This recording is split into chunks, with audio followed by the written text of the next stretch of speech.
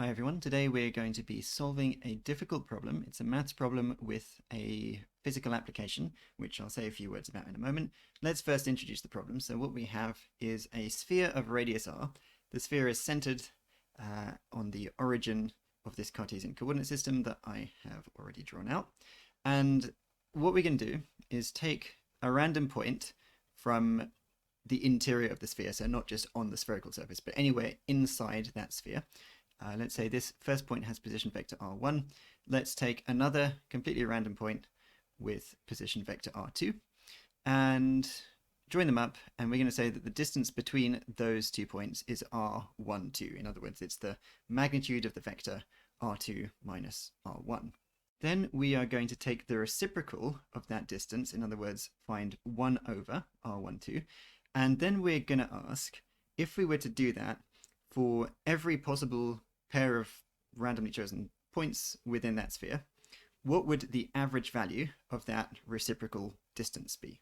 Now, that might seem like a little bit of a random thing to be wanting to work out. There is a physical motivation behind this, however. I'll have more to say in my next video about the usefulness of this result in physics, but for now, the basic idea is that there are various physical laws where the potential energy due to the interaction of 2 point particles is inversely proportional to the distance between them. And therefore, taking this average reciprocal distance will give us some insight into the potential energy of a spherical distribution, whether it's a spherical distribution of mass and you want the gravitational potential energy, or whether it's a spherical distribution of charge and you want the electrostatic potential energy. So mathematically, how do we find the mean or average of a continuous quantity like this reciprocal distance? Well, it involves integration. You have to integrate the quantity of interest over the volume of interest. Now, when we say volume here, it's a generalized volume in the sense that it's not necessarily 3-dimensional. Here, the volume that we're integrating over is actually 6-dimensional, because we've got 2 different points, right? We've got point 1 and point 2, each of which has 3 independent coordinates. And so our volume element is not just sort of dv, but it's, well, I'm going to write it like this to make it explicitly clear that it's 6-dimensional. It's d cubed r1 and then d cubed r2.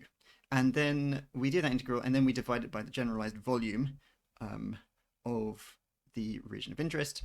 That is just the integral of d cubed r1, d cubed r2. Again, keep in mind this is not just the volume of the sphere, but it's the 6-dimensional volume of the parameter space that we're interested in. So the main challenge here is evaluating the integral on the numerator. If you just try to write down an expression for the integrand, whether you use Cartesian coordinates or spherical polar coordinates, you'll probably find that it's really difficult to actually do the integration. And so we have to use some kind of trick to make this manageable. So what we're going to do is make a certain assumption about where the points actually are, which turns out not to actually be an assumption because of the symmetry of the sphere, right? So the assumption that I'm talking about, let me write this up here, we are going to suppose that the first point, so r1, lies on the z-axis. So we could write r1 equals the z coordinate multiplied by the unit vector in the z direction. So we can mark that point onto the diagram. Let's say it's sort of here, and we can introduce another coordinate system centered on that point, right? So I'm just going to draw another set of coordinate axes like this. So the axes are all parallel to the axes of our main Cartesian coordinate system, but the center is different. So I'm going to call this the x prime axis, and then the y prime axis, and the z prime axis. So I've deleted my original randomly chosen points, and now let's label this one specifically as r1. So in the first instance, let's treat r1 as being fixed, and we'll do the r2 integral, right? Because there's really 2 different integrals we're integrating with respect to r1 and with respect to r2. Let's do the r2 integral first. So the first thing that we want to find is the integral of 1 over r12 with respect to the position vector of point 2. So I've been drawing Cartesian coordinate systems because they are easy to draw on, but unsurprisingly, it turns out that it's easiest to solve this problem in spherical polar coordinates considering that we have a spherical volume that we're integrating over. So I'm going to introduce a primed system of spherical polar coordinates centered at position R1, and let's draw the volume element corresponding to that polar coordinate system. So let me attempt to draw a little volume element. So we have a little increment in theta, a little increment in r, a little increment in phi. So something like this, and this is can label that as d cubed r2, right? That's the volume element that we're integrating over. And the standard result for the volume element in spherical coordinates is as follows. I'm going to put primes on all the coordinates to emphasize that this system is centered at position r1. So you've got r squared, which is really r prime squared, sine theta prime, and then dr prime, d theta prime, d phi prime, where r, theta, and phi are the spherical polar coordinates. You can derive that by considering the edge lengths of that little box that I've drawn there, but I'm not going to try to prove it here because it's a pretty standard result. So the nice thing about this coordinate system is that this 1 over r12 in our integrand, well, the r12 specifically, that is just the radial coordinate in our spherical coordinate system, right? Because by definition, r12 is the distance between r1 and our little volume element at r2. And so the integral is basically all of that stuff divided by r prime. And so we end up integrating r prime sine theta prime, and then all of your infinitesimal quantities, dr prime, d theta prime, and d phi prime. So all that's happened is that the squared has disappeared because we divided by r12, which we said was the same as r prime. So we can already go ahead and do the r prime integral, actually, because the r prime part is just r prime with respect to r prime. That integrates to r prime squared over 2, of course. Now, what about the limits of integration? Well, we would be integrating from r prime is 0 in some direction up to some maximum value. And if you can visualize this in 3D, the maximum value of r prime will depend on the value of theta and phi. So this is going to be a theta and phi dependent quantity because our r1, it's not at the center of the sphere, right? So there's an asymmetry involved. So much of the work of this problem is going to be figure out the upper limit of that r prime integral. Let me clean up that diagram a bit. And so we can write that as maximum r prime, so r prime max squared over 2, right? Because we just integrated r prime from 0 to some maximum value. The rest of the integral is unchanged. We've still got our sine theta prime and then d theta prime, d phi prime.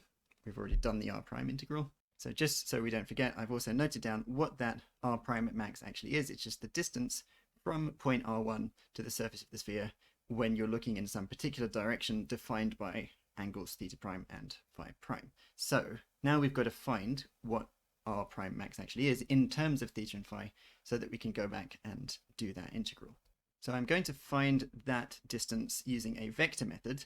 If you think about it, we are starting from point r1, looking in some straight line direction defined by theta prime and phi prime, and we go sort of whatever distance we have to go in order to make that line intersect with the sphere. So it's really a geometry problem that comes down to finding the intersection point between the line of sight and the spherical surface. So the vector equation of the straight line, which is like the line of sight, is r equals some starting point, which is just r1, right? Because that straight line goes through r1, definitely, plus some parameter lambda times the direction vector, which I'm going to call d. So d is the direction vector defined by angles theta prime and phi prime. We're giving it a hat because I'm assuming that it's a unit vector. Well, not assuming, we are going to make sure that it's a unit vector later on. But the surface of the sphere is defined by simply the magnitude of the position vector r is equal to the radius of the sphere, capital R, right? Now, as it turns out, the algebra is going to be easier if we square everything. So let's square both sides of that. And then we can simply substitute all of that stuff into the r in the second equation. and the modulus squared of a vector is just the vector dotted with itself. So if we do that substitution, if we dot this r1 plus lambda d with itself, what do we get? Well, you're going to have the magnitude of r1 squared. You're going to have lambda squared times the magnitude of d squared. But remember, we are requiring d to be a unit vector, so that magnitude is just 1, so that disappears. Then you get the cross term from doing the dot product of this thing with itself, which is going to be 2 lambda r1 dotted with d. And all of that stuff is supposed to equal the radius r squared. So this is just a quadratic equation for lambda. Lambda actually is the distance that we're looking for, right? Because it tells you how far you have to go in direction d in order to intersect with the sphere. So let's put this into the standard form for a quadratic in lambda. We put the lambda squared term first. So what about the linear term? Well, that's this 2 lambda r1 dot d. What would be a better way of writing that? Well, here's where we can use the assumption that we made earlier, where r1 is on the z-axis. Therefore, r1 only has a z component, doesn't have an x component or a y component. So when we dot r1 with the vector d, we just get the z component of r1, which is just z, right, from up at the top there, multiplied by the z component of the direction vector d. So we'll figure out what that is later in terms of the angles. But for now, let's just write this as plus 2z times d subscript z. D subscript z is the z component of d, times lambda. And then what's the constant term? Well, you've got this magnitude of r1 squared, but again, r1 is just z in the z direction, so that magnitude is just z squared.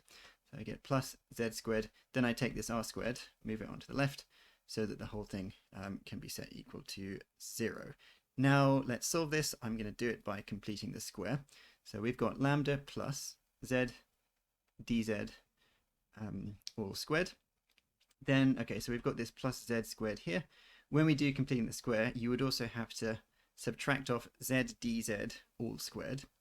So I can group that together with this z squared, do some factorizing. So we've got z squared 1 minus dz squared, right? This minus dz squared has come from the bit that you subtract off when you do completing the square. Then, of course, we've still got this minus r squared, which has still got to be there.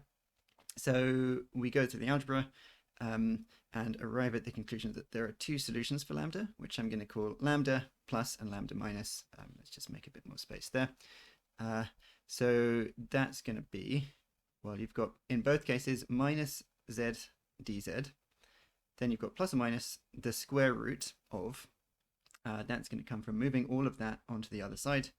So it's r squared and then minus z squared brackets 1 minus dz all squared, and then square root of the whole thing. So why have we got 2 solutions? Well, it's because a line extends infinitely far in both directions, right? So I drew this line onto the diagram earlier, but that same line really extends all the way backwards as well. And so there will be 2 intersection points in general between the line and the sphere.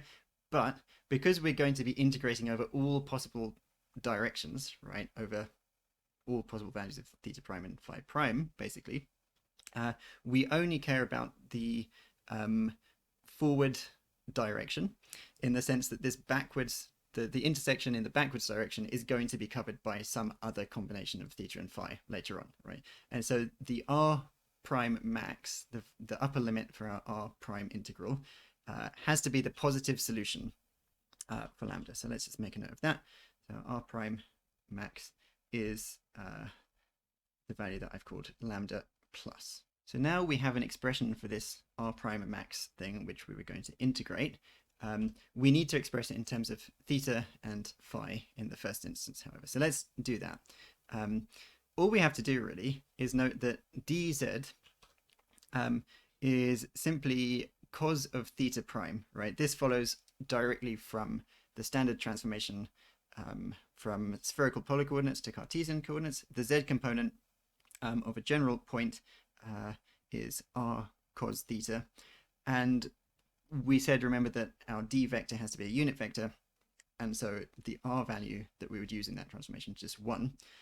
and therefore our dz is just cos of theta prime. So we've got minus z cos of theta prime, or I should turn that into just a plus. Remember we said r prime max is just the positive solution. And so plus the square root of, well, you've still got your r squared. We can use a trig identity. 1 minus cos squared is sine squared. So this nicely simplifies to r squared minus z squared, sine squared of theta prime. So just for ease of reference, let's call this integral up at the top, let's call that I. And then we have to work out what I is actually equal to. So first, let's factor out this 1/2 in front of the whole integral. We can actually very easily do the phi prime integral because r prime max doesn't depend on phi. So your phi integral is just 2 pi, right? Because phi goes from 0 to 2 pi in spherical polar coordinates. So we can take out a factor of 2 pi as well. Then we're just left with a one-dimensional integral over theta. And to find out what the integrand is, we have to take r prime max, the thing that we just found, square it, and then multiply it by sine of theta prime, which came from our spherical volume element, right? So let's go ahead and do that. Square this stuff. Your first term is going to be this all squared, right? Minus z cos theta prime all squared, which is z squared cos squared of theta prime. Remember, we have to times by sine of theta prime as well. So we've got sine of theta prime there. What about the next term? Well, let's do the one that comes from squaring the square root term, because that's going to be pretty straightforward. You're going to have r squared. Again, remember we times everything by sine theta prime. That's just come from squaring that. And of course, when we square the square root, we also have a minus z squared sine squared of theta prime times sine theta prime again. So it's really sine cubed of theta prime. Then we have the cross term that we would get when we square that whole thing. So what's that going to be? It's going to be minus twice z cos theta prime. I'm going to put the sine theta prime term in here. Remember, we have to add that to all the terms. And then you've got the square root bit, right? So the square root of r squared minus z squared sine squared theta prime. Then close the brackets and integrate the whole thing with respect to theta prime. So that's a pretty intimidating looking integral, but if we do it term by term, it's not actually as bad as it looks. You can actually integrate most of those terms by inspection, by thinking about the chain rule. You can do it by substitution as well, but let me try and talk you through how to do it fairly quickly. So, right, the prefactor is just pi because the half and the 2 cancel. What are we going to do about this first term? Well, notice that sine is the derivative of cos. And so if you had cos cubed, it would differentiate to, well, 3 cos squared, and then you get an additional factor of minus sine from the chain rule, which is proportional to what we have here. So to integrate that, we start, well, as z squared doesn't really do anything, that's still there. You've got cos cubed of theta prime. Then you need to divide that by 3, because when you differentiate cos cubed, you pull down a factor of 3. Then we've got a minus sign, because when you differentiate cos, you get minus sine. And that minus sign was not there. We just had a plus sign. And you can convince yourself that that works by just differentiating that, and you'll find that you get z squared cos squared theta prime sine theta prime.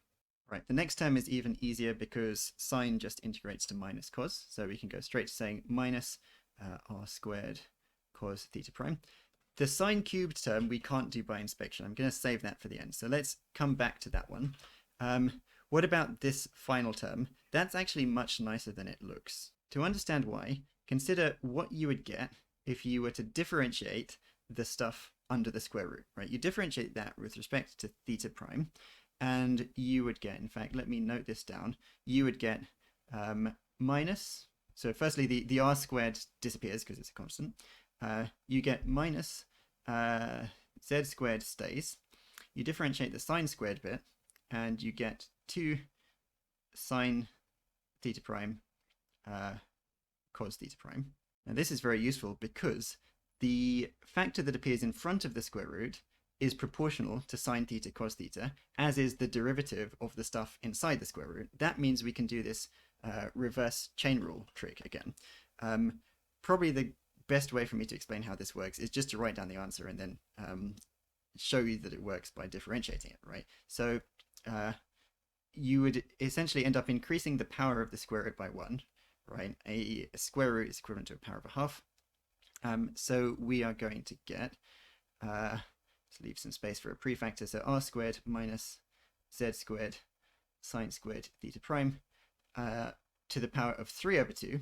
Now we consider what would happen if you differentiate this. Well, you would pull down a factor of 3 over 2. You would get this extra factor from the chain rule that we discussed earlier. So we need to make the 3 over 2, the extra 3 over 2, disappear. So we can do that by putting a 2 over 3 there. The only other thing we need to do is note that this bit here had a z squared, but the term that we started with just had a z. So we need an additional divided by z to fix that. And we've now, just by inspection, constructed something that differentiates to give the thing that we're trying to integrate. And so we've successfully integrated that term, right? So we do all of that. What about the limits? Well, we're just integrating over the whole volume, and your coordinate theta in polar coordinates goes from 0 to pi.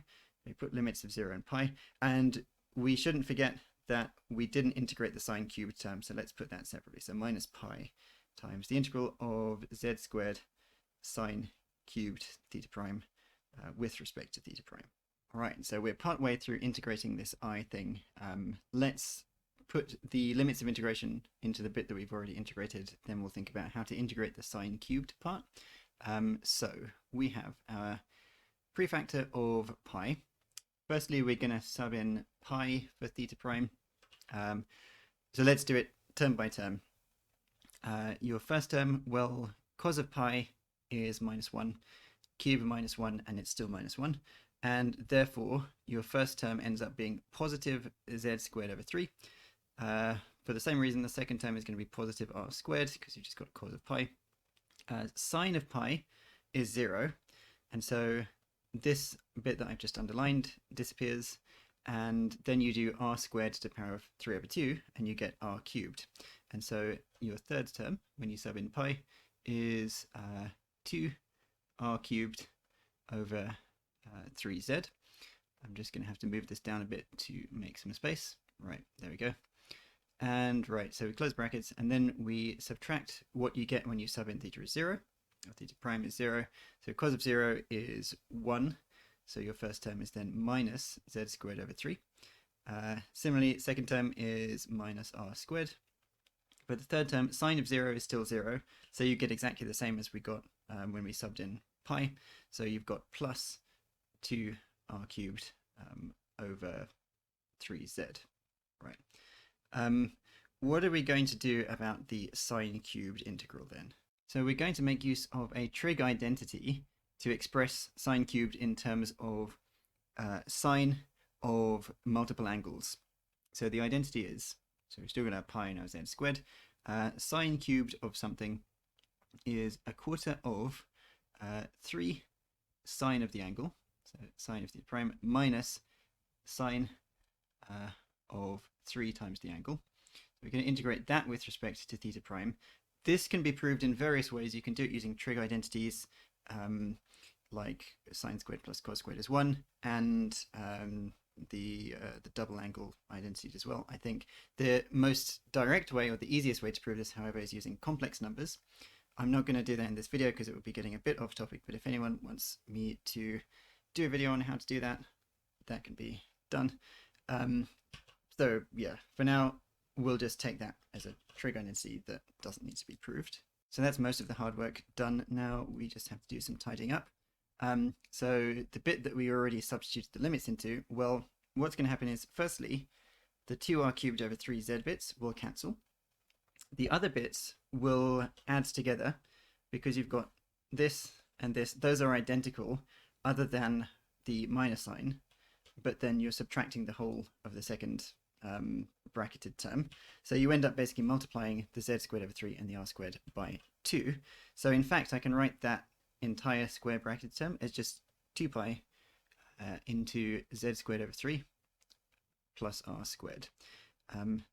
The integral is now easy to do because we've expressed it in terms of sine of multiple angles. So we've got prefactor of pi z squared over 4. Sine integrates to minus cos, and so you're going to get minus 3 cos theta prime, and then plus cos of 3 theta prime, but you have to divide by 3 from the chain rule, and we're going to put the limits as 0 and pi. So if we do the substitution, let me just write this down here. First bit is going to be positive 3 because cos pi is minus 1. Cos of 3 pi is also minus 1, so you've got minus a third then. Then what are we subtracting? Well, cos of 0 is 1, so you've got minus 3. Cos of 0 is still 1, and so then plus 1/3. And if you combine all of that stuff together, you find that it's equal to 16 over 3. Why is that? Well, it's because you've got 3 minus minus 3, so that's 6. And then you've got 6 minus 2/3, so 5 1/3, which is the same as 16 over 3. Then this collects together as follows. We should expand the brackets here as well.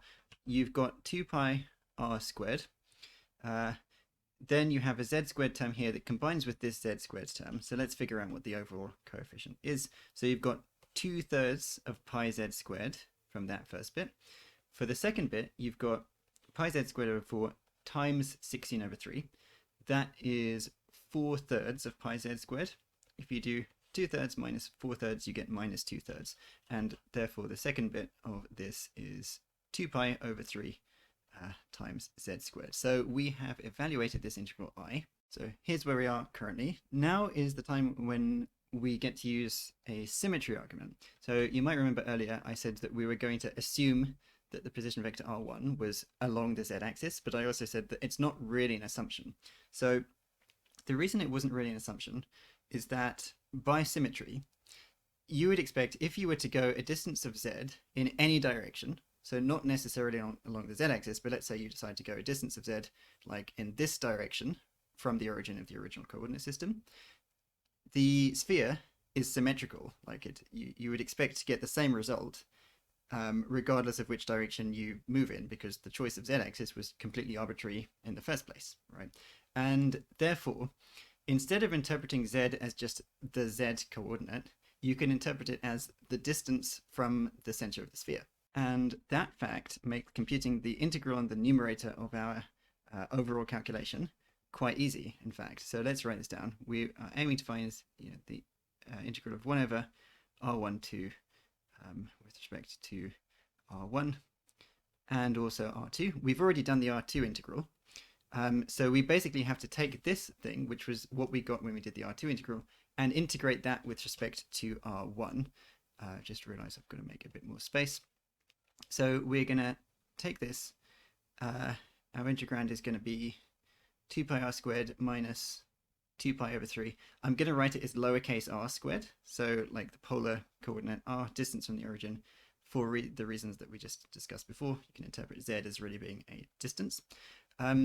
Your volume element, by symmetry, you can take it to be a spherical shell, which has a volume of 4 pi r squared dr. And then we just integrate that distance. We integrate with limits from 0 to the radius of the sphere, 0 to capital R. And we can just do this using the power rule. So let's go ahead and do that. So if you expand the brackets, you're going to have an 8 pi squared from this and this. You still have your r squared. You integrate this lowercase r squared and you get capital R cubed over 3. The second bit you're going to have, for the same reason, 8 pi squared. There's an over 3 this time.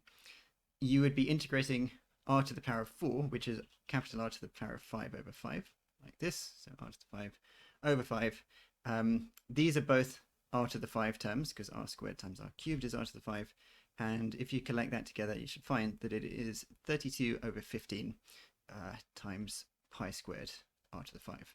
So now there's just really one more step to go to get to our final result. So remember, we're trying to find the mean value of 1 over distance r12. We now know that the numerator of our fraction is 32/15 of pi squared r to the 5. This bottom integral is easier than it looks, because you're basically just integrating over the volume of a sphere twice, and we know that the volume of a sphere is 4/3 pi r cubed. you're integrating independently over R1 and R2, and both of those variables sort of can be located anywhere within the sphere. So we get a factor of 4/3 pi r squared, r cubed, and not just that, but the whole thing squared, because you've got those two different integrals for R1 and R2. If you expand the brackets, you've obviously got r to the 6 on the bottom, so the whole thing is proportional to 1 over r, as it should be, dimensionally, and then the pi squareds on the top and bottom cancel, and you combine the numerical factors together, and you find that it is 6 over 5r. And so there's our result. That's our mean reciprocal distance between points in a sphere. So well done to anyone who made it through all of that working. I hope it was worth it. And in my next video, I will show you what I think is quite a cool application of this result to a physics problem. So I'll see you then.